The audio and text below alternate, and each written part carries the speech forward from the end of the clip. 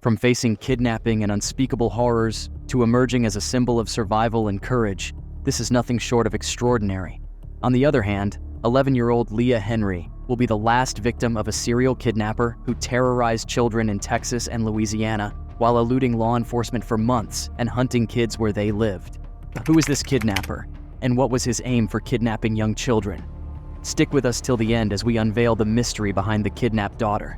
This is Unsolved Files, a place where true crime stories are being brought to your doorstep. What are you waiting for? Just hit the subscribe button for more intriguing and suspense-filled crime stories. Now let's get back into this story and uncover this mystery. Leah, 11 years old, and her family reside in a suburban area close to southwest Houston, where they live pleasant and typical lives. Unaware of the number of kidnappings in the neighborhood that had since started in March, she was looking forward to the conclusion of the school year and the fun moments she would spend with her friends and family. Meanwhile, Leah was eager to arrive at school on May 1st, 2001 at around 7 a.m.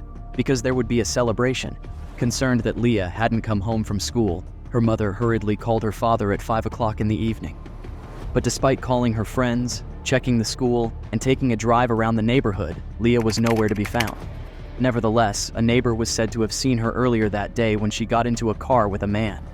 A search party was organized and the police were contacted. After Leah's parents appealed for assistance on television, around 200 volunteers, including friends and family, poured in to create a ground search team. On the other hand, this caused the authorities to learn about 2 earlier kidnappings that showed resemblances to Leah's case. Regarding 11-year-old Leah Henry's disappearance, the police have no leads. But nevertheless, there is a white man who has been driving a hatchback around and has been tracking down girls aged 9 to 11 while dodging the law for several months. They still don't know who he is, and the chance of finding Leah alive is smaller with every passing minute.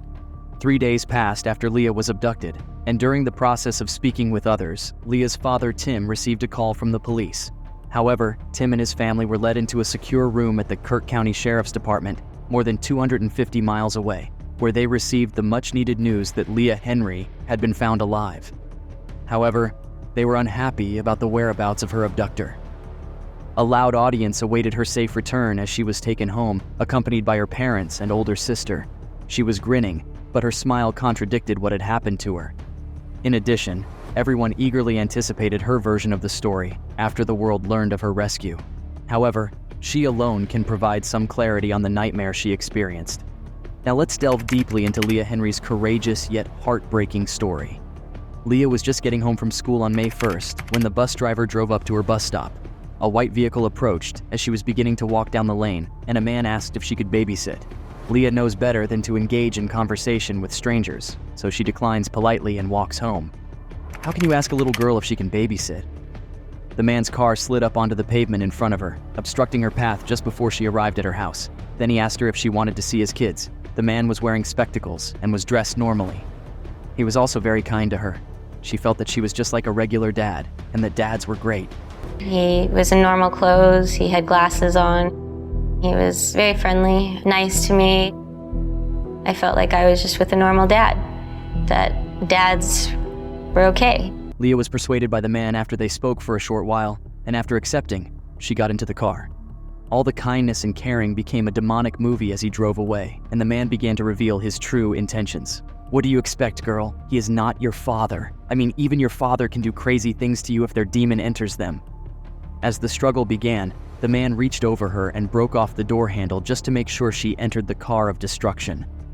Although Leah was alarmed and sensed something was amiss, her developing brain was still processing the situation, so she was unable to determine the man's genuine motivations. Meanwhile, the man pointed a gun at her head and had her bound up with duct tape. Then he gave her the order to duck down, and he drove off. Leah was in a car with a stranger, crouched helplessly. Her mind was racing. Every minute felt like a long way from home, and she was afraid of what would happen next. When the vehicle finally came to a stop, Leah saw that they were on the side of a highway, in the midst of an open field in a parking lot, and that nobody could see what was going on inside the vehicle. Even so, she didn't know what happened next. To her, the rest was history when he ordered her to strip off and climb into the back seat. When he was done, she began to cry, scream, and reach for things that, if she pinched them hard enough, might make all the other suffering go away. Leah took note of the car's slow speed and the damaged door handle. This might be her only chance to get out, so she reasoned that if she could force it open, maybe she could escape. With her hands bound behind her back, she hurled herself towards the door, but she was unable to get it open. Furthermore, the man assured her she would pay for it after observing her try. He stopped by the side of the road to discipline her, making it clear that she would receive worse punishment if she got caught again. Once more, he stopped at a field, and that was where she received her punishment for attempting to flee. After all that had happened, including another kind of rape, she felt like giving up since she thought this was going to kill her. That was awful. How can you rape an 11-year-old child more than once? Nevertheless, the night was dark and desolate, and the man pulled up to a modest hunting hut. Then, holding her hands over her head with a rope, he forced her to enter the room at gunpoint. Putting the gun on top of the TV, he fastened the door and attacked her, forcing himself against her once more. On the first morning of her captivity, Leah woke up as the man was using a zippered eye to tie her to a table. He threatened to find her and go after her family if she attempted to flee the second time. Leah was afraid of what would occur if she didn't follow orders. Then the man went outside and bolted the door from the front. Now, Leah was stranded and alone in the middle of nowhere. She made an attempt to untie her bindings and move out of the zip tie. As luck would have it, she was able to untie herself. Now that she could move around the cabin, he thought about jumping out the window to get out, but she was too afraid to risk it. Leah's thoughts were racing, picturing her family and how hard they must have been looking for her.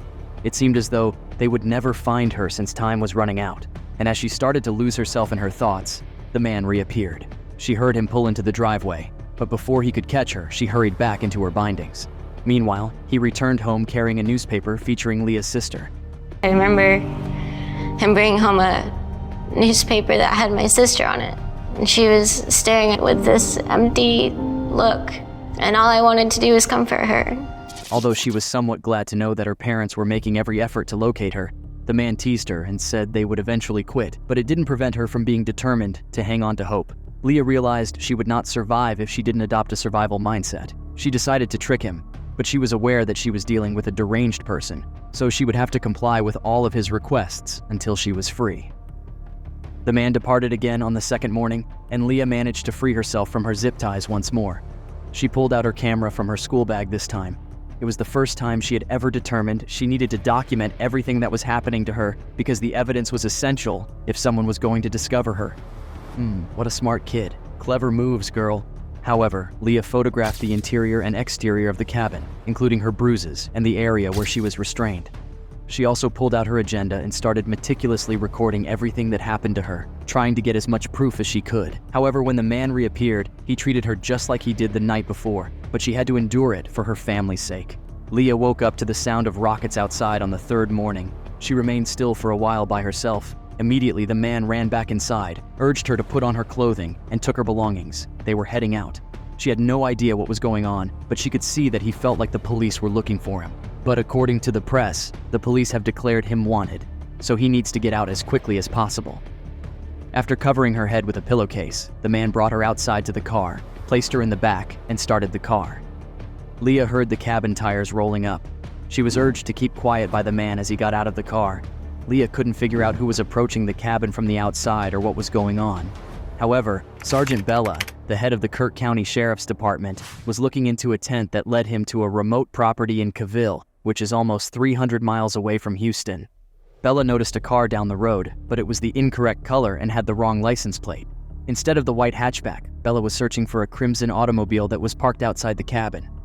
However, what if I told you that Gary Dale Cox, the suspect, who had painted his car red to disguise himself, killed himself?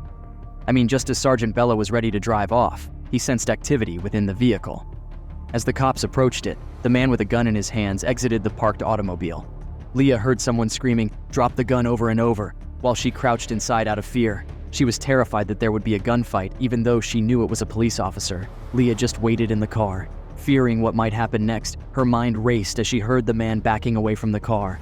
Leah hurried outdoors in the direction of the police car, putting all of her dread aside and moving without hesitation.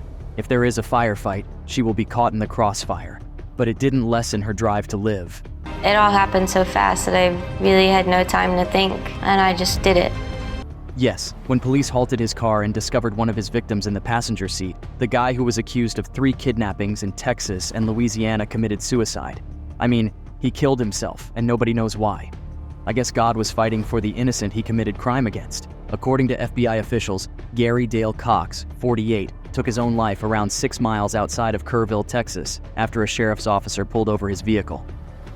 Leah Henry, 11, who had been reported missing after she failed to come home to her Houston home after school, was in the passenger seat of the automobile.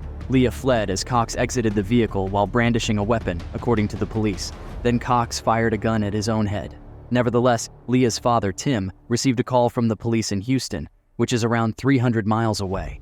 A pilot from the area offered to transport him and his family to Kerrville. After being led to the sheriff's office, Leah wasn't sure if she felt secure yet. Leah, in the meantime, was reunited with her parents, big sister, and other family members at the Kirk County Sheriff Department. Tim gave his daughter a strong hug, relieved to have her back at last. Leah's smile returned when she saw the photo of her sister, who had lifted her spirits during her lowest point. At last, with her family around her, Leah felt pleased. However, Gary Dale Cox picked the easy route, as Sergeant Bella and the whole county police force were closing up on his cabin just a few miles away. In addition, when they got closer to the residence, they discovered the suspect, who had been shot once in the head, lying outdoors next to the passenger side of the car. It was fortunate that he was no longer alive, and that no one else could suffer the same fate. Leah abhorred therapy after the entire experience, but she went as soon as she was able to, because she felt alone and wanted to shut down. She stopped attending each session because she thought the therapist was only smiling at her while she sobbed. Rather, she locked herself in the bathroom and worked on her homework for the entire hour. She was on her own to find a therapist. Leah battled to express herself, but in high school, she at last had a connection with an art therapist. She advised writing down everything that came to mind when she thought about the abductor, Dale Cox, regardless of whether it was a bodily or emotional trigger. She kept those notes in a box for 2 years. Her 2 closest friends joined her for a little ceremony where she burned the box when she thought she had no more triggers. It represented her capacity to get past her victim status. She was no longer a victim, she was a survivor, and that felt good. However, she had decided to start anew in Washington around 2.5 years ago, but she had postponed her departure due to her dog, who happened to be her best buddy, being ill. She needed change, so she packed everything she owned in her car and drove out. In the meantime, she lost weight and felt like giving up. She traveled 16 hours non-stop to Colorado, where she spent a week hiking with a friend's dog and taking in the scenery, including a waterfall. She then made the 16-hour drive to her destination. She said that the beneficial solitude of Washington State was the best decision she had made in years. Meanwhile, it's been a decade since her trauma, and Leah Henry is determined to reclaim her life. She pursued her dream of becoming a marine biologist and has continued to share her tale with the globe. Her life seems whole and pleasant, and that is something worth living for. Leah Henry's journey is one of perseverance, optimism, and courage. Individuals must recognize that life can be scary at times, but there are ways to heal, get through problems, and help themselves comprehend that they do not have to give up. We now understand that it is acceptable to have those emotions and to talk about them in the hopes that it will encourage the next timid individual or person facing challenges to speak up. She benefited too, knowing that she has the power to change things in that way. Her narrative, like the narratives of all other survivors, is potent and important to hear because it has the potential to save lives. Leah's willing spirit was tested but never broken. What do you think about this brave little girl? Let us know in the comments section below. Have you ever heard of a father killing his own kids and baby mama? Yeah, it is indeed tragic and a must-watch story. The Horrors of Apartment 5904, The Banks Family. Watch it now.